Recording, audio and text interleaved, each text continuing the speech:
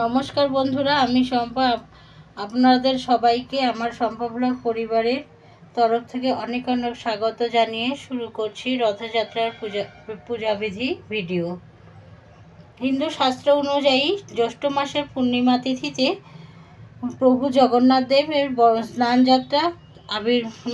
যাত্রা পালিত হয়ে থাকে, যা শ্রী জগন্নাথ দেবের আবির্ভাব তিথি বলা হয়ে থাকে। এই দিন 108 ঘড়া জল দিয়ে প্রভু জগন্নাথ দেবকে স্নান করানো হয় এবং বলভদ্র এবং সুভদ্রা দেবীকেও স্নান করানো হয় এবং তারপর 15 দিনের জন্য অসুস্থ হয়ে পড়ে। এক পক্ষকাল অর্থাৎ 15 দিন তারা অসুস্থ হয়ে থাকে। 15 দিন লোকচক্ষুর আড়ালে থেকে সুস্থ হয়ে উঠলে সেই দিন ওঠে আবার 15 দিন পরে এই লোকচক্ষুর সামনে আবির্ভূত হন। এটাকেই বলা হয় রথযাত্রা। এই রথযাত্রার দিন শ্রী প্রভু জগন্নাথ, বলভদ্র এবং দেবী সুভদ্রা নিজ নিজ রথে আরোহণ করে গন্ডিচা মন্দিরের উদ্দেশ্যে যাত্রা করেন এবং সেখানে মাসির বাড়িতে তারা 8 দিন অবস্থান করে 8 দিন পর তারা শ্রী মন্দিরে ফিরে আসেন। সেটাকেই বলা হয় উল্টো রথ। তো এবার রথযাত্রা পড়েছে বাংলা 22শে আষাঢ়, ইংরাজি 7ই জুলাই 2024।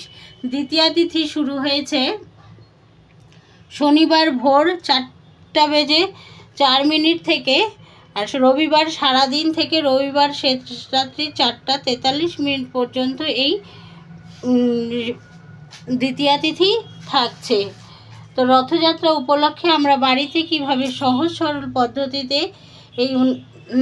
পদ্ধতিতে পূজা অর্চনা করতে পারি সেই ভিডিওটাই আজকে আমি আপনাদের সঙ্গে শেয়ার করছি। তো চলুন ভিডিওটি শুরু করা যাক। এখানেই জগন্নাথ, বলরাম, সুভদ্রা আমার 12 মাস এখানেই থাকে। তো কিভাবে রথযাত্রার পূজাবিধি করব সেটাই এখন আমি আপনাদের সঙ্গে শেয়ার করছি। অপবিত্র পবিত্র বা সর্বাবস্থাগত বিবাহ যৎসরে কুণ্ডলিকাক্ষম অভ্যন্তরণ সূচি নমঃশুচি। শুরু করার আগে আমি প্রথমে নিজের মাথায় গঙ্গা জল ছিটিয়ে নিচ্ছি এবং বিষ্ণু স্মরণ করে নিচ্ছি। ওম শ্রী বিষ্ণু, ওম শ্রী বিষ্ণু, ওম শ্রী বিষ্ণু, ওম শ্রী বিষ্ণু। এরপরে আমি ঠাকুরের আসনে এবং পূজার সমস্ত কিছুতে অল্প করে গঙ্গা জল ছিটিয়ে নিচ্ছি।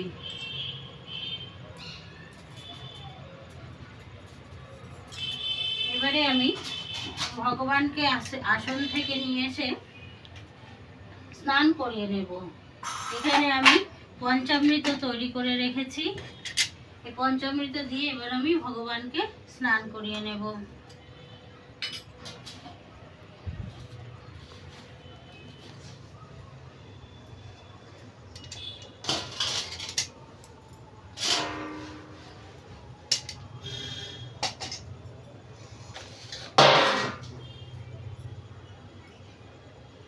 স্নান করার জন্য এই থালাটিতে আমি একটি অষ্টশতদল এঁকে নিচ্ছি।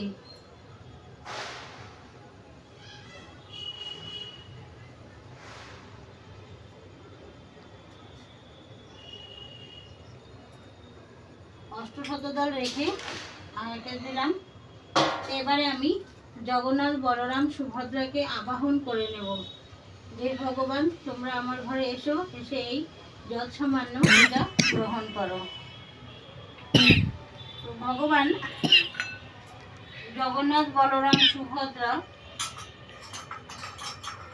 আমার ঘরে এসেছে এই মনে করে আমি তাদের পা ধুয়ে দিচ্ছি। ইদম পাদ্যম শ্রী জগন্নাথ, বলরাম, সুভদ্রা তে নমঃ। ইদম পাদ্য অর্ঘ্যম শ্রী জগন্নাথ, বলরাম, সুভদ্রা তে নমঃ। ইদম পাদ্য অর্ঘ্যম জগন্নাথ, বলরাম, সুভদ্রা তে নমঃ।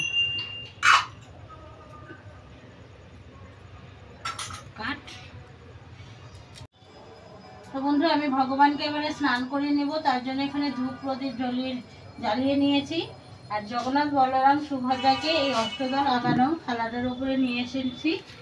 এবারে আমি জগন্নাথ, বলরাম, সুভদ্রাকে স্থাপন করার যে আসনটা, সেই আসনটাকে একটু ফুলের পাপড়ি ছড়িয়ে দিচ্ছি। আর ছড়িয়ে দিচ্ছি একটু গোটা আতপ চাল দিয়ে আমি আসনটা সুন্দর করে প্রস্তুত করে নিচ্ছি।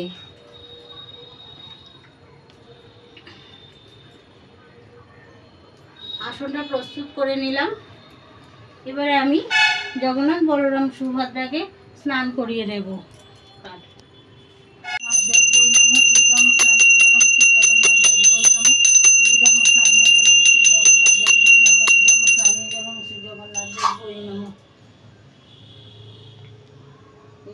স্নানীয় জলং শ্রী সুভদ্রৈ নমঃ। ইদং স্নানীয় জলং শ্রী বলভদ্রৈ নমঃ।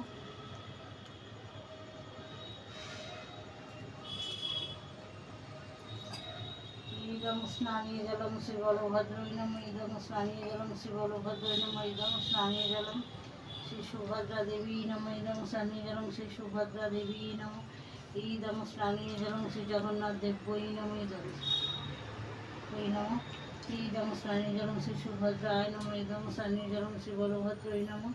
ইদং স্নানীয় জলং শ্রী গোপালায় নমঃ। ইদং স্নানীয় জলং শ্রী গোপালায় নমঃ। আমি ঘরের কুটকি গোপালটাকেও স্নান করিয়ে নিচ্ছি একবারে।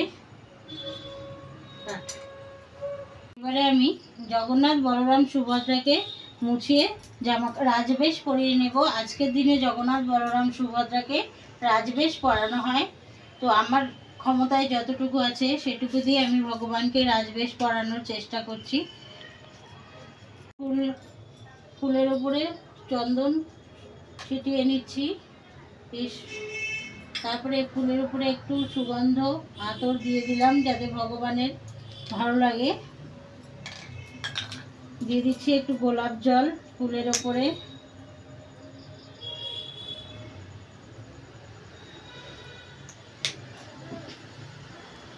এবার আমি ভগবানকে অর্ঘ্য নিবেদন করে দেব। অর্ঘ্যে দিচ্ছি দুব্বা, আতপ চাল আর দিচ্ছি ফুল আর একটু জল, গঙ্গা জল। এই দিয়ে আমি ভগবানের উদ্দেশ্যে অর্ঘ্য নিবেদন করে দিচ্ছি। এতম শ্রী জগন্নাথ বলরাম সুভদ্রাতে পাদ্য অর্ঘ্যং নিবেদয়ামি নমঃ। এরপর আমি শ্রী বলভদ্রকে তুলসী পাত্র নিবেদন করে দিচ্ছি। তুলসী পত্র নিবেদন মন্ত্র এতানি সচন্দন তুলসী পত্র নিবেদয়ামি শ্রী বলভদ্রায় তে নমঃ। এরপরে আমি জগন্নাথ দেবকে চন্দন সহযোগে তুলসী পত্র নিবেদন করে দিচ্ছি। ঈশ্বর সচন্দন তুলসী পত্র নিবেদয়ামি শ্রী জগন্নাথ দেবৈ নমঃ। এদিন জগন্নাথ দেবকে যত বেশি করে তুলসী পত্র নিবেদন করা যায় ততই ভালো। তো চেষ্টা করবেন এদিন খুব বেশি করে জগন্নাথকে তুলসী পত্র নিবেদন করতে। এসে সচন্দন তুলসী পত্র নিবেদয়ামি শ্রী জগন্নাথ দেবৈ নমঃ। তারপরে আমি ভগবানকে এবারে পুষ্প নিবেদন করে দিচ্ছি। এসো সচন্দন পুষ্প শ্রী জগন্নাথ দেবৈ নমঃ। এসো সচন্দন পুষ্প শ্রী বলভদ্রৈ নমঃ। এসো সচন্দন পুষ্প শ্রী বলভদ্রৈ নমঃ। এসো সচন্দন পুষ্প শ্রী সুভদ্রা দেবী নমঃ। এইভাবে আমি 3 বার করে সবাইকে পুষ্প নিবেদন করে দেব। এসো সচন্দন পুষ্প শ্রী জগন্নাথ দেবৈ নমঃ। এসো সচন্দন পুষ্প শ্রী বলভদ্রৈ নমঃ।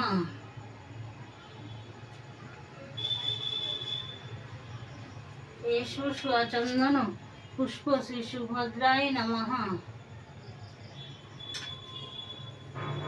এসো সচন্দন পুষ্প শ্রী সুভদ্রা দেবী নমঃ। এসো সচন্দন পুষ্প শ্রী জগন্নাথ দেবৈ নমঃ। এসো সচন্দন পুষ্প শ্রী বলভদ্রৈ নমঃ।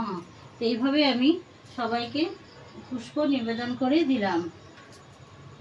বন্ধুগণ, ভগবানের জন্য ভোগ লাগাবো সেই জায়গাটায় ফুল দিয়ে সাজিয়ে নিচ্ছি। পানীয় হিসাবে জল দিয়ে দিলাম। পত্র নিবেদন করে দিচ্ছি।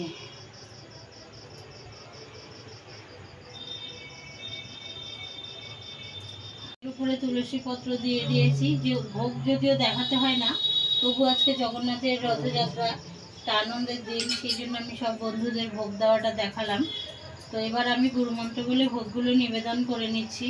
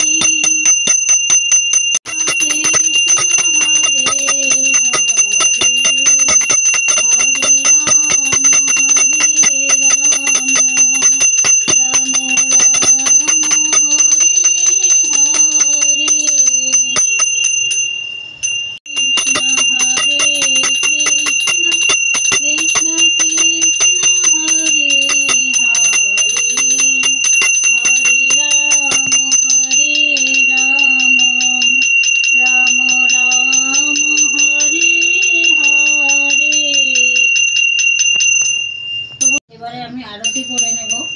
প্রথমে ধূপ,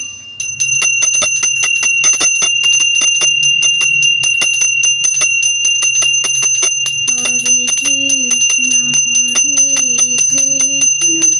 কৃষ্ণ কৃষ্ণ হরে হরে, হরে রাম রাম রাম হরে হরে।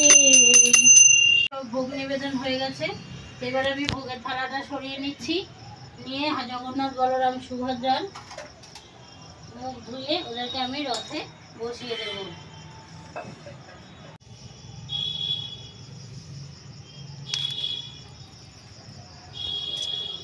জানবো রথে আমার একটা ভিডিও করতে হবে না? কেন? হ্যাঁ এমন ইসে করতে। জয় জগন্নাথ।